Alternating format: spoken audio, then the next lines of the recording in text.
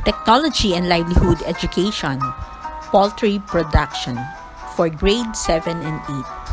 Our topic is Processing Farm Waste for week 5.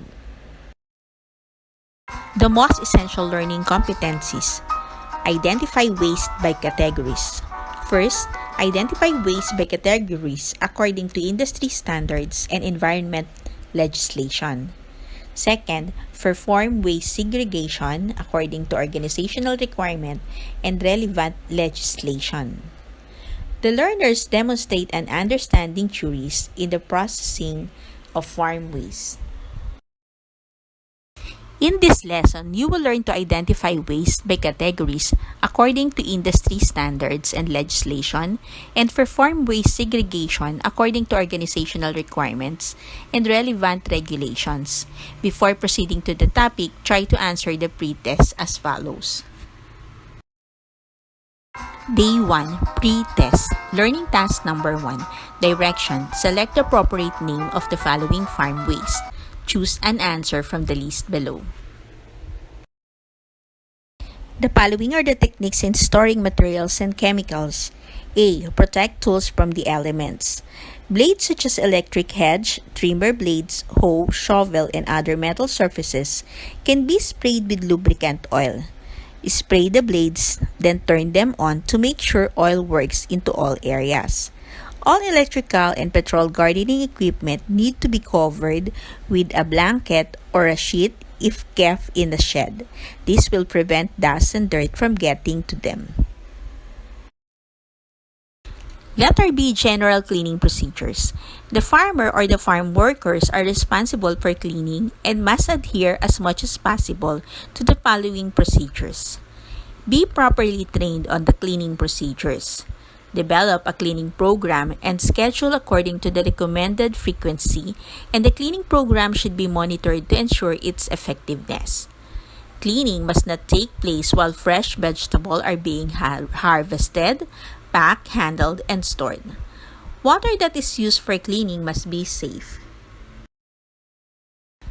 The cleaning of equipment, tools, and containers must take place in the designated area away from the field and the storage of agricultural inputs and fresh vegetables. When using cleaning and disinfecting chemicals, the farmer must become familiar with the instructional use of these products. Strictly adhere to all precautionary statements and mixing instructions. Protect equipment, tools, containers, and fresh vegetable when working with any chemicals. Letter C. Cleaning reusable containers. The farmers or the farm workers are responsible for cleaning reusable containers and must adhere as much as possible to the following procedures. First, remove as much as possible plant debris, soil, and residues of any kind. Use a brush or appropriate tool when necessary. Second, inspect containers for physical damage which might injure, spoil, and contaminate fresh vegetables. If found, repair them. Inspect containers for any missed plant debris, soil, and residues. If found, re-clean. Fourth, if cleaning or disinfecting chemicals are used, follow label instructions for mixing. Fifth, rinse containers with clean water. 6. When possible, containers should be placed in the full sun for rapid drying. 7. Store reusable containers properly to avoid contamination. D. Cleaning equipment, tools, and garbage cans. The farmer or farm workers are responsible for cleaning the equipment, like tables, racks, plastic sheets, and tools like knives and brushes, and garbage cans must adhere as much as possible to the following procedures. First, remove as much as possible plant debris, soil, and residues to any kind. Use brush or another appropriate tool when necessary. Number 4. If cleaning or disinfecting chemicals are used, follow label instruction for mixing. 5. As required, apply cleaning materials such as detergent and or disinfecting chemicals and ensure that no spots are missed. 6. Rinse with safe water. If there are parts of the equipment that cannot be rinsed with water, use clean wet towel and follow the same procedures for cleaning. 7. Ensure that small equipment and tools do not touch the ground floor after the cleaning procedures. 8. When possible, place under the sun for rapid drying. 9. Store equipment and tools properly to avoid contamination. E. Cleaning areas for handling and storing fresh produce. The farmer or the farm workers responsible for cleaning these areas and must adhere as much as possible to the following procedures. Number 1. Unplug any electrical equipment and if possible, cover with plastic electrical motors, electrical boxes, connections, light fixtures. Do not use packaging materials for this task. Number 2. Remove the trash and any accumulated plant debris from the floors. 3. Using low-pressure water. A. Rinse the entire ceiling, infrastructure, and light fixtures to remove any dust and soil buildup. B. Rinse walls, windows, and doors from the top downward. And C. Rinse the entire floor surface to remove any soil buildup. Be careful of not splashing water onto equipment. 4. If necessary, scrub areas with brush and cleaning materials such as detergent and ensure that no spots are missed. 5. After scrubbing areas with cleaning materials, rinse surface areas as described previously. Wash out drains. Be careful of not splashing water onto equipment. 6. If cleaning or disinfecting chemicals are used, follow label instructions for mixing. Letter F. Cleaning hygienic facilities. The farmer or farm workers is responsible for cleaning hygienic facilities and must adhere as much as possible the following procedures. Number 1. Pick up trash from the floor and throw into garbage bins. 2. By using the proper detergent, clean toilet, sinks, and other fixtures. 3. Using low-pressure water, rinse the entire floor surface to remove any soil buildup. 4. If cleaning or disinfecting chemicals are used, follow label instruction for mixing. 5. As required, after cleaning materials or disinfecting chemicals to entire floor surface area, scrub areas with brush if needed, and to ensure that no spots are missed, rinse the floor and drains. 6. Remove excess water and allow drying out at room temperature. 7. Ensure that hygienic facilities have enough toilet paper, soap, and disposable towel. Letter G. Techniques in storing chemicals. Chemicals are used on farms for a variety of purposes. The safe management of chemicals requires access to information and responsible action. Manufacturers, suppliers, and users of farm chemicals all have an important role to play. Chemical substances present different types of risks to people's health, safety, and environment. For this reason, there are different laws controlling them. The purpose of these laws is to ensure that chemicals are used safely and efficiently so that the risk to human health, the environment, and damage to property are minimized.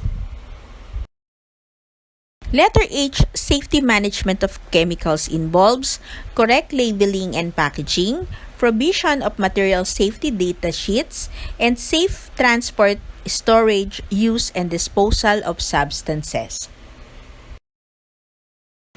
Letter I. Labeling and packaging of chemicals. Chemicals must be supplied in the packages that are correctly labeled and suitable for the substance. The information provided on the label will depend on the type of substance and the risk associated with it. Items to look for are the signal words such as caution, poison, or dangerous poison. A signal that word alerts users to the possibility of poisoning if the substance is swallowed, inhaled, or absorbed through the skin. Number 2, the dangerous goods or the ADG, if there is an immediate risk to health or safety. Example of these are the flammable liquids. Number 3, risk phrases describing the type of health effects like irritating the skin, and safety phrases stating precautions for safe handling, storage, spills, disposal, and fire, like keep away from combustible material. Letter J, ensure that containers remain labeled. Farmers must ensure that the original labels remain on the containers of substances. If a substance is poured into a second container, such as a spray tank, then that container must be labeled with the product name and appropriate risk and safety phrases. These can generally be copied from the parent container. Labeling is not necessary if a substance is used immediately and its container is thoroughly cleaned. There are good reasons for ensuring that proper containers and appropriate labels are used, including number 1, using food containers to store poisons can result in poisoning due to accidental swallowing. Number 2, insurance companies may question liability if something goes wrong and an unlabeled container has been the cause of an incident. Number 3, produce cannot be exported if maximum residue limits are exceeded. Labels provided advice on permitted use and withholding periods for agricultural and veterinary chemicals. Letter K, Material Safety Data Sheets or MSDS. The Material Safety Data Sheets or MSDS must be produced by the manufacturer or importer of a hazardous substance. The MSDS is not just a piece of paper. It provides important and useful advice about what is in the product, its health effects, safe use and handling, storage, disposal, first aid, and emergency operation. Farmers must obtain the MSDS from their supplier and keep them in a register where they are available to people who could be exposed to the hazardous substance. The register is a collection of the MSDS and other information which can be kept in a folder, filing cabinet, or other practical system. The register can be kept in the house, workplace, or the chemical store, so long as it remains accessible to emergency service personnel and any employees who may be exposed to hazardous substances. Letter L, storage and transport of chemicals. Safe storage of farm chemicals is needed to protect them from the elements, restrict access to them, prevent contamination of the environment, food or livestock, and ensure separation from other incompatible chemicals. Arrangement must be in place to contain any spillage of the chemical. After considering the potential risk to people's health or to the environment, a farmer might decide that a log shed with a roof and a concrete floor, which is bounded to contain any spills, is the best way to provide safe storage. Remember, you should never store oxidizing agents with fuels. That is, never store substances labeled yellow diamond with a red diamond. Safe transport of farm chemicals depends on what the substance is, how much there is, where it is to be transported, and what else to be transported with it. In general, small quantities or less than 250 liters can be transported on a vehicle provided that the container is properly secured and safe from spillage. Letter M, disposal of farm chemicals. Empty farm chemical containers and unwanted chemicals need to be disposed of properly. Prior to disposal of empty containers, wash the containers out 3 times and use the rinse water to dilute further batches of the chemical to working strength. To wash container, you do not need to fill it each time. If you only have 6 liters of water, it is more efficient to use 3 washes of 2 liters each than it is to rinse once with a full 6 liters.